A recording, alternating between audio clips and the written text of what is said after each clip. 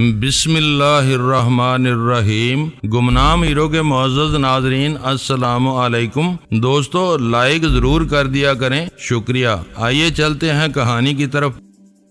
ان دونوں کی مشتبہ سرگرمیوں کا سراغ لگانے کے لیے اول خان نے عارضی طور پر دھنراج کو نظر انداز کرنے کا بالکل صحیح فیصلہ کیا تھا۔ دھنراج سے مل کر وہ دونوں جلد ہی واپس آ گئے۔ ان کا رخ ہوٹل کی زیریں منزل پر واقع پارکنگ لاٹ کی طرف تھا۔ قربان علی احتیاط سے ان کے پیچھے ہو لیا۔ نیم روشن اور پر اسرار سی پارکنگ لاٹ میں ان دونوں کا تیسرا ساتھی ایک بند جیپ میں بیٹھا ان کی واپسی کا منتظر تھا۔ وہ تینوں جیپ میں فوراً ہی وہاں سے روانہ ہو گئے۔ قربان علی کی موٹر سائیکل بھی وہیں موجود تھی۔ چند ثانیوں بعد وہ جیپ کے پیچھے ہو لیا۔ سڑک پر پہنچنے تک اس کی تجربہ کار نگاہوں نے بھانپ لیا تھا کہ جیپ کا پچھلا حصہ کافی جھکا ہوا تھا۔ اس کے دو ہی سبب ہو سکتے تھے، جیپ کا پچھلا سسپینشن کمزور تھا یا پھر جیپ میں کوئی وزنی سامان لدا ہوا تھا جس کا تعلق دھنراج سے ضرور تھا۔ اگر وہ لوگ کسی کو قتل کرنے کے لیے جا رہے تھے تو انہیں جیپ میں کوئی توپ لا دینے کی ضرورت نہیں تھی۔ کوئی بھی جدید اور ہلکا پھلکا ہتھیار یہ کام سر انجام دے سکتا تھا۔ جب سے ہیروئن کی وبا پھیلی تھی، منشیات کا دھندا بھی منوں اور ٹنوں سے سمٹ کر محض کلو گراموں تک محدود ہو گیا تھا۔ چند کلو وزنی بریف کیس کے ہیر پھیر میں اتنی رقم کمائی جا سکتی تھی جو چرس وغیرہ کے منوں وزنی تھیلوں کے لین دین میں ہی ممکن تھی۔ اس تجزیے کے نتیجے میں اول خان نے رائے قائم کی تھی کہ وہ راہ والوں کے اشارے پر غیر قانونی ہتھیاروں کی منتقلی کی کوئی کوشش ہو سکتی تھی جس کا پیچھا کرنا زیادہ ضروری تھا۔ وہ معلومات یکجا کرنے کے بعد میں نے کنٹرول روم کا چکر لگایا۔ اس وقت تک وہاں اول خان کی طرف سے کوئی پیغام نہیں آیا تھا، مگر مجھے یہ جان کر خوشی ہوئی کہ رابطہ ختم ہونے سے پہلے قربان علی نے کنٹرول روم والوں کو جیپ کا نمبر اور ان تینوں میں سے ایک کا نام نوٹ کرا دیا تھا۔ دھنراج کے ہوٹل سے روانگی کے بعد مشتبہ جیپ کا رخ ان آبادیوں کی طرف تھا جو ترقیاتی اصلاح میں ٹرانس لیاری کہلاتی ہیں۔ جب نمائش پر اور سبیل والی مسجد کے چوراہوں سے گزر کر جہانگیر روڈ پر مڑ چکی تھی، وہ سڑک تین ہٹی کے پل کو عبور کرتی ہوئی سیدھی لیاقت آباد میں داخل ہو جاتی ہے۔ مجھے یاد ہے کہ میں نے فون پر میجر بخشی سے بات کرتے ہوئے پچھلی بار اس شبے کا اظہار کیا تھا کہ ڈینی لیاقت آباد کے گنجان آباد علاقے میں کہیں رپوش ہے۔ وہ پرانی بات تھی۔ اس شام میری اس سے جھڑپ ہو چکی تھی جس کا اختتام زیادہ ناخوشگوار نہیں تھا۔ قربان علی نے آرمز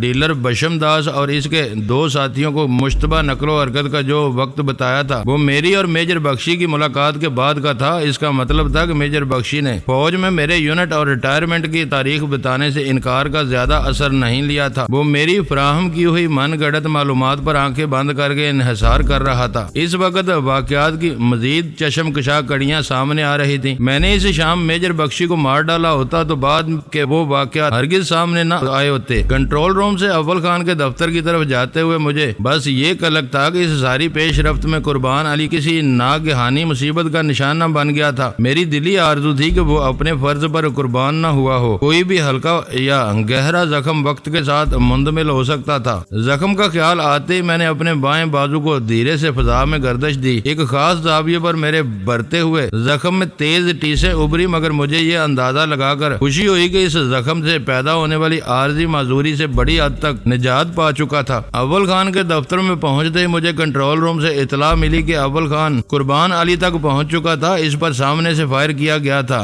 گولی بائیں شانے کی ہڈی توڑ کر اندر پیوست ہو گئی تھی۔ قربان علی پر وہ حملہ تعاقب کے دوران ہوا تھا۔ وہ چلتی ہوئی موٹر سائیکل پر قابو نہ رکھ سکا۔ تیز رفتار موٹر سائیکل گرنے کے نتیجے میں اس کے پورے جسم اور چہرے پر شدید خراشیں آئی تھی اور وہ موقع پر ہی بے ہوش ہو گیا تھا۔ وہ سرعام فائرنگ اور بظاہر کامیاب قاتلانہ حملے کی واردات تھی۔ شہر کے ماحول اور بسا اوقات پولیس کے جارحانہ رویے کی وجہ سے عام شہری ایسی وارداتوں کا نشانہ بننے والوں کی مدد کرنے سے عموماً کتراتے ہیں، مگر قربان علی کی خوش نصیبی تھی کہ وہ واقعہ دیکھنے والے چند درد مند شہری فوری طور پر اسے ایک مال بردار سوزوکی کے عقبی حصے میں ڈال کر عباسی شہید اسپتال لے گئے، جہاں پوری توجہ کے ساتھ اسے بہترین طبی امداد دی جا رہی تھی۔ میری دعا بار آور سہور ہوئی تھی۔ قربان علی زندہ تھا۔ اس نے دلیرانہ انداز میں مجرموں کا تعاقب کر کے غازیانہ کردار کی ایک قابل تعریف مثال قائم کی تھی۔ میں کرسی پر بیٹھا کچھ دیر تک سوچتا رہا۔ سلطان شاہ نے درمیان میں ٹوکا، اب پچھتانا بیکار ہے۔ تم نے میجر بخشی کا کام تمام کر دیا دیا ہوتا تو یہ سب نہ ہوا ہوتا۔ میرا خیال ہے کہ ابھی کچھ بھی نہیں ہوا ہے، جو کچھ ہونے والا ہے اس پر دشمنوں کی روحیں تک لرز کر رہ جائیں گی۔ میں نے اس کے چہرے پر نظریں گاڑ کر سنجیدگی سے کہا، قربان علی بری طرح زخمی ہوا ہے، پتہ نہیں جیپ کے ذریعے لے جائے جانے والے ہتھیار اگلے دنوں میں کتنی جانوں کی بینٹ لیں گے، کیا تمہیں اس بوجھ کا ذرا بھی اندازہ نہیں ہے؟ ابھی کچھ کہنا قبل از وقت ہے۔ جہانگیر روڈ پر رہنے والوں میں انسانی ہمدردی کا جذبہ ابھی زندہ ہے۔ اگر کچھ لوگوں نے قربان علی کی مدد کی ہے تو دوسروں نے گولی چلانے والوں کی راہ روکنے کی کوشش بھی کی ہوگی۔ تم اتنی مایوسی کیوں دکھا رہے ہو؟ یہ تمہاری خوش فہمی ہے۔ ضروری نہیں کہ مظلوم کی مدد کا حوصلہ رکھنے والے اپنی جانوں پر کھیل کر ظالم سے بھی ٹکرا جائیں۔ بارود کی ننھی سی گولی بڑی ظالم شے ہوتی ہے، اس کی دہشت سے ہاتھی جیسا وجود رکھنے والے بھی چوہے کے بچے کی طرح کانپنے لگتے ہیں۔ میں اس کی دی ہوئی مثال پر مسکرا کر رہ گیا۔ اگلے لمحے میں نے فون کا ریسیور اٹھایا تو وہ فوراً بول پڑا، اب کسے فون کرنے کا ارادہ ہے؟ دیکھتا ہوں کہ دھن راج کیا کر رہا ہے، میں نے کہا، شاید اس سے کچھ معلوم ہو سکے۔ بیکار ہے، وہ ٹونگ پڑا ہوگا، ہو سکتا ہے کہ فون اٹھانے والا بھی کوئی اور ہو، ایک کوشش کر لینے میں کیا حرج ہے؟ یہ کہہ کر میں نے اس کا راست نمبر ملا ڈالا۔ ہیلو، کون بول رہا ہے؟ دھن راج کی آواز لڑکھڑاتی ہوئی تھی مگر وہ مدہوش نہیں تھا۔ جمال، کرنل جمال، میں نے بلا توقف جواب دیا۔ میں نے تمہارے رنگ میں بھنگ تو نہیں ڈالا؟ نہیں یار، تم نے اچھا کیا کہ فون کر لیا۔ اس کی بہکی ہوئی آواز میں گرم جوشی عود کر آئی۔ آج میں نے سنہرے بالوں اور چاند جیسے مکھڑے والی کامنی کو بلایا ہوا تھا۔ وہ سرور میں آ کر دھیرے دھیرے ناچتی ہے تو سما باندھ دیتی ہے۔ اسے لوٹا کر میں بہت اداس اور اکیلا ہو گیا ہوں۔ مجھے اس کی ان خرافات سے کوئی دلچسپی نہیں تھی مگر میں نے اسباب جاننے کی نیت سے پوچھا، بلایا تھا تو پھر اسے بھگا کیوں دیا؟ کچھ گڑبڑ ہو گئی ہے؟ میرے لیے یہ ساری نحوست تمہارے ڈینی کی وجہ سے نازل ہوئی ہے۔ ڈینی میرا نہیں تمہارا ہے، تم ہی اس کے لیے مرے جا رہے ہو۔ اس کے موڈ کا اندازہ لگا کر میں نے بے تکلفی سے کہا، کیا وہ کامنی کا دعوے دار بن کر وہاں پہنچ گیا تھا؟ کاش یہی ہوا ہوتا۔ اس کی حسرت زدہ آواز ابری، انسان کا سوچا ہوا ہوتا ہی کب ہے؟ وہ نہیں آیا پر اس کا عصیب میرے آس پاس ضرور منڈلا رہا تھا۔ تم میرے تجسس کو بھڑکا رہے ہو، تمہیں معلوم ہے کہ وہ میرا شکار ہونے والا ہے۔ میں نے خوش دلی سے کہا، تم سرور کے عالم میں باتیں مزے کی کرتے ہو۔ سنا گیا ہے کہ وہ لیاقت آباد میں کہیں مرا ہوا ہے۔ میں نے اس علاقے میں اپنے آدمیوں کو کچھ ہتھیار پہنچانے کی کوشش کی تھی، اس میں گڑبڑ ہو گئی ہے۔ کیسی گڑبڑ ہوئی ہے؟ کوئی خفیہ بات نہ ہو تو ذرا وضاحت سے بتاؤ کہ کیا ہوا ہے۔ اس نے فون پر ایک گہرا سانس لیا، پھر کہا، میں نے سارا بندوبست کر لیا تھا اور اس کامیابی کا جشن منانے کے لیے کامنی کو بلا لیا تھا۔ وہ بستر پر تھی، میں نے باہر والی بیٹھک میں سارا انتظام طے کر کے پارٹی کو رقم دے دی۔ گاڑی نکلی مگر منزل پر پہنچنے سے پہلے ایکسیڈنٹ کا شکار ہو گئی۔ مجھے اپنے دل میں ٹھنڈک سی اترتی ہوئی محسوس ہوئی۔ میں نے نرمی سے پوچھا، آدمی تو بچ گئے نا؟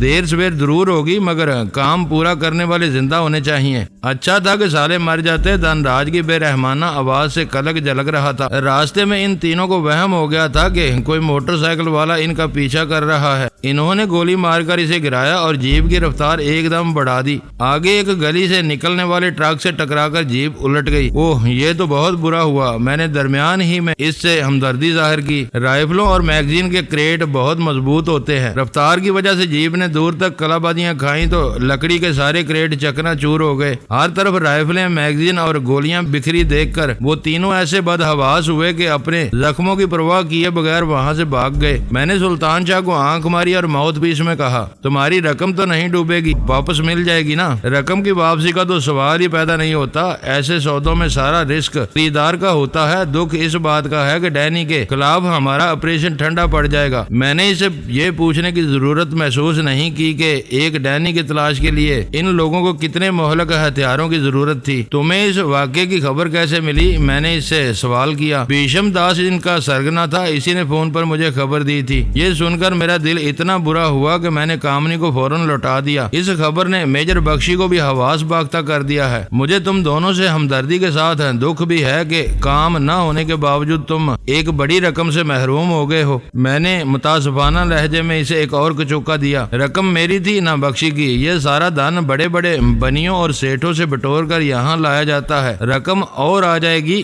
گیا وقت اور موقع دوبارہ ہاتھ نہیں آئے گا۔ یہ بتاؤ کہ تمہاری کیا خبریں ہیں؟ وہ تمہاری طرف نظر آیا یا ابھی تک غائب ہے؟ نظر آتا تو میں فوراً تمہیں بتا دیتا۔ میں نے پورے خلوص سے اسے یقین دلایا۔ ہاں جلدی کچھ کرو، ڈینی اب اوبی کے اعصاب پر سوار ہو گیا ہے۔ اس کی کتیا مری تو اس نے الزام ڈینی پر لگا دیا۔ اب وہ یہی کہے گا کہ جیپ کو ٹکر مار کر الٹنے والا ٹرک ڈینی چلا رہا تھا۔ ہم سب اس کے لیے مرے جا رہے ہیں اور وہ آرام سے بھنگ پیے لیاقت آباد کے کسی کمرے میں سو رہا ہوگا۔ وہ باتیں کرنے کے موڈ میں تھا اور بے سروپا باتیں بھی کر رہا تھا۔ میں نے اس کی حوصلہ شکنی نہیں کی۔ مجھے اس دوران میں یہ خیال بار بار ستا رہا تھا کہ اخوت، بھائی چارے اور آپس کے فائدے کے نام پر اکھنڈ بھارت کا پرچار کرنے والے وہ سب انتہا پسند اندر سے کس قدر متعصب اور دوگلے تھے کہ انہوں نے اپنے آس پاس اپنے ہم مذہبوں کی جتھے بندی کی ہوئی تھی۔ بخشی اور دان راج کی طرح بھیشم داس بھی اپنے نام سے ہندو معلوم ہوتا تھا۔ دان راج کی محبوبہ کامنی بھی مسلمان یا عیسائی نہیں ہو سکتی۔ وہ لوگ جن مسلمانوں سے کام یا معلومات لیتے تھے انہیں استنجے کے ڈیلے کی طرح حسب ضرورت استعمال کر کے دور پھینک دیتے تھے۔ وہ جس پیمانے پر کام کر رہے تھے اس میں یہ ممکن نہیں تھا کہ وہ اپنے ہم مذہبوں تک محدود رہتے۔ مجھے دکھ تھا کہ ہندوؤں کے صدیوں پرانے نسلی تعصب کے باوجود بعض اہم پاکستانی ان کے اعلی کار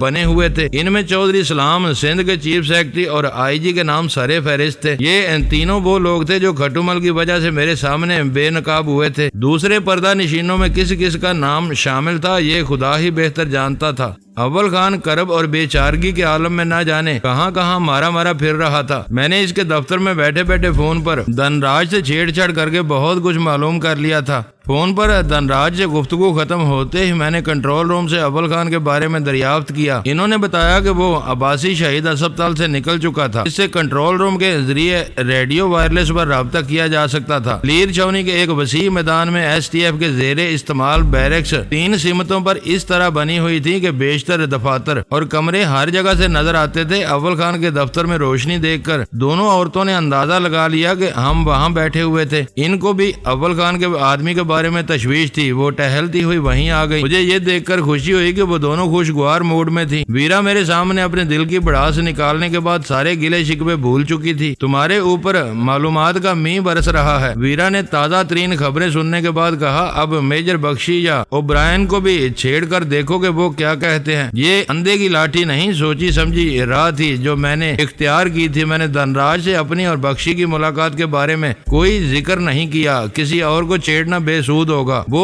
رات بھر خود اپنی ہی آگ میں جلتے رہیں گے۔ میں نے اس کا مشورہ ٹال دیا۔ میں اس وقت اول خان سے بات کرنے کا خواہاں تھا۔ ویرا اور غزالہ کی آمد کے بعد باتوں میں الجھ کر وہیں بیٹھا رہ گیا۔ اس دوران میں اول خان کا فون آ گیا۔ اسے کنٹرول روم والوں نے بتا دیا تھا کہ میں اسے بات کرنا چاہ رہا تھا۔ اس نے پیغام ملتے ہی کہیں سے رابطہ قائم کر لیا تھا۔ قربان علی کا کیا حال ہے؟ اس کی دلجوئی کے لیے میں نے پہلا سوال کیا۔ وہ بری طرح زخمی ہوا ہے مگر اس کی حالت خطرے سے باہر ہے۔ تمہیں علم ہو چکا ہوگا کہ اس کی قربانی رائے گاہ نہیں گئی ہے۔ وہ جیب تھوڑی ہی دور نکلنے کے بعد ایک خوفناک حادثے سے دوچار ہو گئی تھی۔ ایک گہرے سانس کے بعد اس کی تحیر زدہ آواز سنائی دی۔ یہ خبر تم تک پہلے ہی پہنچ چکی ہے۔ وہ جیب چوری کی ہے۔ حیرت ہے کہ دور تک کلابادیاں کھانے کے باوجود اس کے سوار موقع سے فرار ہو گئے۔ ان کا کوئی سراغ نہیں مل سکا۔ انڈر ورلڈ میں بھیشم داس نامی آرمز ڈیلر کو تلاش کرو۔ وہ اپنے 2 معاونوں سمیت بری طرح زخمی حالت میں فرار ہوا تھا۔ میں نے اس کی وہ پریشانی رفع کر دی۔ تم حیران کن کارکردگی دکھاتے ہو۔ بھیشم داس ہمارے لیے نیا نام نہیں ہے۔ یہ سہولت بس اسی وقت تک ہے جب تک وہ میرے دوہرے روپ پر بھروسہ کر رہے ہیں۔ جس دن یہ بید کھلا ہمارا کام بہت بڑھ جائے گا۔ جیب میں بھاری تعداد میں میگزین اور ہزاروں فاضل راؤنڈز کے علاوہ 20 خودکار رائفلیں بھی تھیں۔ پورے شہر میں زبردست سنسنی پھیل گئی ہے۔ یہ مہلک ساز و سامان ابھی تک سڑک پر بکھرا ہوا ہے کیونکہ صوبے کے اعلیٰ افسران ذرائع ابلاغ کے ذریعے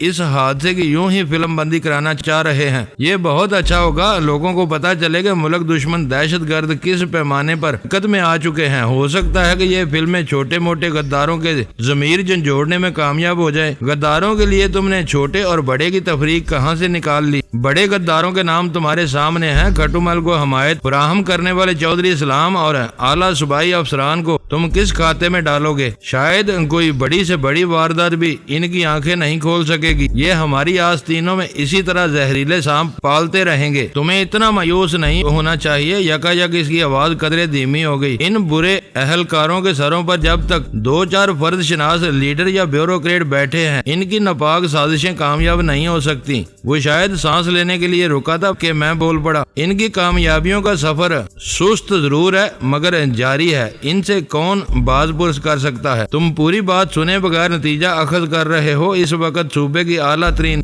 انتظامی شخصیات جہاں جمع ہیں۔ ان کی باہمی گفتگو سے پتہ چلا ہے کہ کھٹمل کی سرپرستی کرنے والے آئی جی کو معطل کر کے فرائض سے سنگین غفلت برتنے کے الزام میں خفیہ چارج شیٹ جاری کر دی گئی ہے۔ ہو سکتا ہے کہ ضابطے کی کارروائی کے بعد اسے معزول کر دیا جائے۔ اور چیف سیکرٹری کا کیا بنا؟ وہ اب بھی دوسروں کو گمراہ کر رہا ہوگا۔ نہیں، وہ بہت بڑا عہدے دار ہے مگر اس کا تبادلہ کر دیا گیا ہے۔ اب وہ OSD یعنی عضو معطل بنا دیا گیا ہے۔ اس وقت جائے واردات پر ایک نیک نام افسر اس کی ذمہ داریاں سنبھالے ہوئے ہے۔ وہ کتنا ہی بڑا عہدے دار ہو مگر وہ کرپٹ ہے۔ اس نے بڑے اجلاس میں کھٹمل کی مجرمانہ حمایت کی تھی۔ اتنے گواہوں کے ہوتے ہوئے بھی اس کے خلاف کارروائی کیوں نہیں ہو سکتی؟ تبادلے کو سزا قرار دینا ایک سنگین مذاق ہے۔ یہ باریکیاں تم نہیں سمجھ سکتے۔ پورے ملک میں صرف STF ایسی سروس ہے جس میں کسی بھی طریقہ کار کے بغیر کھڑے کھڑے ہر شخص کو ملازمت سے برطرف کیا جا سکتا ہے۔ یہی طریقہ تقرر کا ہے کیونکہ فورس قانون سے ماورا ہے۔ دوسری تمام سروسز کو مضبوط قانونی اور آئینی تحفظات حاصل ہیں۔ میں یہ بات تمہیں پہلے بھی بتا چکا ہوں۔ غیر اصولی باتوں کا جواز کتنا ہی مضبوط کیوں نہ ہو میرے دماغ میں نہیں سما سکتا۔ جرم سے چشم پوشی بھی برابر کا جرم ہے۔ ہمارے یہاں اس کا اطلاق نہیں ہوتا۔ میں باہر کی خیر خبر لیتا ہوں۔ یہاں سینہ بے سینہ یہ بات پھیل چکی ہے کہ ہتھیاروں سے لدی ہوئی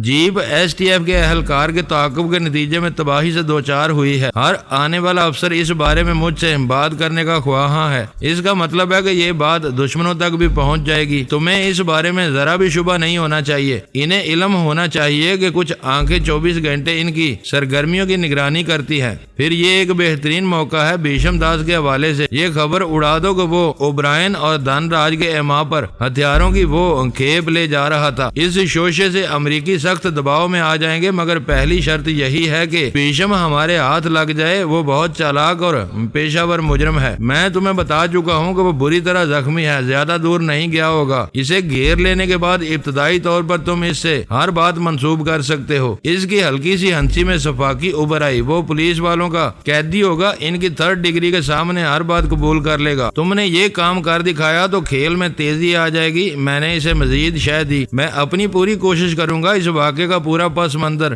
جاننے کے لیے۔ اب مجھے تمہارے ساتھ مل کر بیٹھنا ہوگا۔ میں کوشش کر کے جلدی واپس آؤں گا۔ آؤ، میں تمہارا منتظر ہوں۔ میں نے یہ کہا اور فون بند کر دیا۔ مجھے حالات پر چھایا ہوا جمود ٹوٹتا ہوا نظر آ رہا ہے۔ ہو سکتا ہے کہ اوبرائن ڈی ہنٹ کی بساط اب جلد ہی لپیٹ دی جائے، ویرا نے پر امید لہجے میں کہا۔ اوبرائن جس منصوبے پر کام کر رہا ہے اسے آسانی سے تباہ نہیں کیا جا سکتا۔ میں نے اپنے لیے سگریٹ سلگا کر پر خیال انداز میں کہا۔ اس منصوبے پر نئی دہلی سے واشنگٹن تک سینکڑوں دماغ پوری ارگ ریزی سے شب و روز کام کر رہے ہوں گے۔ وہ سب پسے پشت ہیں۔ یہاں اوبرائن ہی ماسٹر مائنڈ ہے۔ وہ بولی، ہم اسے مار گرانے کی امید کر سکتے ہیں۔ اس کے ہٹنے سے منصوبے کی رفتار سست ہو جائے گی مگر اس کا خاتمہ ممکن نہیں ہوگا۔ ہم وہی کام کر سکتے ہیں جو ہماری بساط میں ہے۔ اس سے بڑھ کر کارگزاری دکھانے کی کوشش میں ہم نقصان بھی اٹھا سکتے ہیں۔ سلطان شاہ نے کہا، سچ پوچھو تو مجھے موجودہ حالات میں اوبرائن کا منصوبہ بہت ناقص نظر آ رہا ہے۔ ویرا نے چند ثانیوں کے توقف کے بعد ایک نئی بات کہہ کر سب کو چونکا دیا۔ محرکات، عوامل اور نتائج تمہارے سامنے آنے لگے ہیں اور تم پھر بھی ایسی خوش فہمی کا مظاہرہ کر رہی ہو۔ میں نے حیرت سے سوال کیا۔ تاریخ کے بعد اصول بہت اٹل ہیں، ویرا نے فضا میں انگلی بلند کر کے کہا۔ ہر خطے میں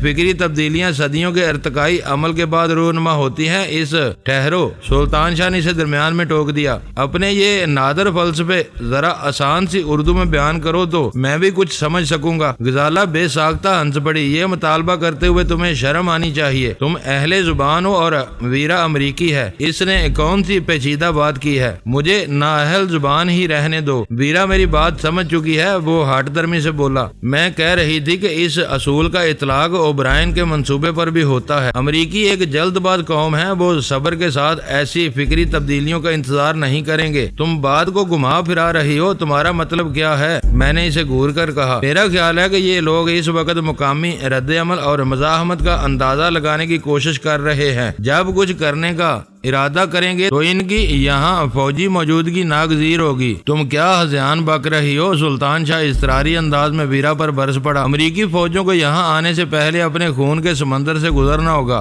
یہ ملک اس لیے نہیں بنا تھا کہ باہر سے آنے والے ہمارے تقدیروں کے فیصلے صادر کریں۔ سلطان شاہ کے جارحانہ تیور دیکھ کر ویرا سٹپٹا گئی اور مدافعانہ انداز میں بولی، مجھے نہیں معلوم کہ ان لوگوں کا اصل منصوبہ کیا ہے۔ میں ایک امکان کا ذکر کر رہی تھی، تم بلا وجہ ہی جذباتی ہوئے جا رہے ہو۔ تمہیں معلوم ہے کہ اب میں بھی تمہاری طرح بلکہ شاید تم سے زیادہ پاکستان کو عزیز رکھتی ہوں۔ میں اس ملک کی بدخواہ نہیں ہوں۔ ہم یہاں لڑنے کے لیے نہیں، مسائل کا حل سوچنے کے لیے بیٹھے ہیں۔ غزالہ نے ویرا کی حمایت میں سلطان شاہ کو سمجھایا، ویرا کو اپنی بات پوری کر لینے دو، اب مجھے فوجی موجودگی کے مفہوم کی بھی وضاحت کرنا ہوگی۔ ویرا نے استقامت سے کہا، تم یہ دیکھو کہ عالمی طاقتوں نے پورے اہتمام کے ساتھ دنیا کے ہر اہم خطے میں ایسے نازک معاملات کو زندہ رکھا ہوا ہے جنہیں جواز بنا کر وہ کہیں بھی دخل انداز ہو سکتے ہیں۔ کیا تم اب کشمیر کا حوالہ دینے کا ارادہ رکھتی ہو؟ سلطان شاہ نے پوچھا۔ بالکل، ویرا مسکرائی۔ شاید تم کو یاد ہوگا کہ ڈینی سے اپنی گفتگو میں اوبرائن ڈی ہنٹ نے اعداد و شمار کے ذریعے یہی بات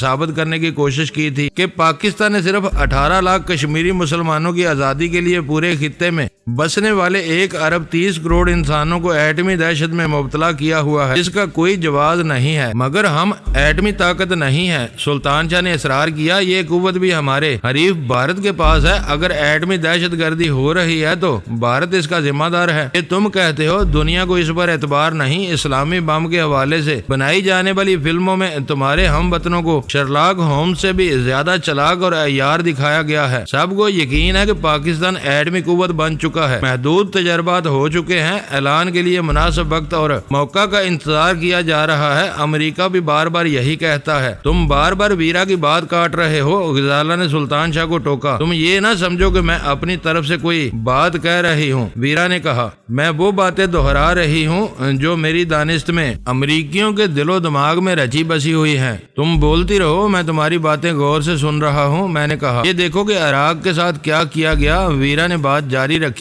ایک واضح عالمی اکثریت کو یقین ہے کہ امریکہ کے پروردہ مشیروں نے عراقی قیادت کو یقین دلایا کہ وہ بزور قوت کویت سے اپنا علاقہ واپس لے لے۔ امریکہ کے کان پر جوں بھی نہیں رینگے گی۔ مگر پھر کیا ہوا؟ جو کچھ ہوا وہ اب تاریخ کی امانت ہے۔ آنے والا وقت ہی اس درندگی اور بہمیت کا فیصلہ کرے گا، سلطان شاہ نے تلخی سے کہا۔ سمجھ میں نہیں آتا کہ امریکہ کو اس دور دراز علاقے میں ایسی سازشی مداخلت کی کیا ضرورت تھی کہ ان گنت جانیں اس یک طرفہ جنگ کا ایندھن بن گئی۔ غزالہ نے متاسفانہ لہجے میں کہا، امریکہ کی نظر اس علاقے کے تیل کے ذخائر پر تھی، آج وہ ان پر قابض ہے۔ اسے اپنے جدید ترین جہازوں اور ہتھیاروں کے لیے ٹیسٹ فیلڈ درکار تھی۔ اس کی اسلحہ ساز فیکٹریاں بند پڑی تھی۔ جنگ کے بعد دنیا بھر میں امریکی ہتھیاروں اور طیاروں کی زبردست مانگ پیدا ہو چکی ہے۔ اس کا مطلب ہے کہ ان مقاصد کے حصول کے لیے عراقی قیادت کو دانستہ بہکایا گیا تھا۔ سلطان شاہ معترض ہونے کے باوجود ویرا کی باتوں میں دلچسپی لے رہا تھا۔ کہا، یہی جاتا ہے، وہ لوگ اپنے دشمن کے اس کھیل کو نہیں سمجھ سکے اور دام میں آ گئے۔ یہ ان کا آزمودہ فارمولہ بن چکا ہے، وہ اسے کہیں اور بھی آزما سکتے ہیں۔ سب خاموش رہے۔ جب ویرا دوبارہ کچھ نہ بولی تو سلطان شاہ نے اپنی کرسی میں پہلو بدلتے ہوئے بے چینی سے کہا، تم نے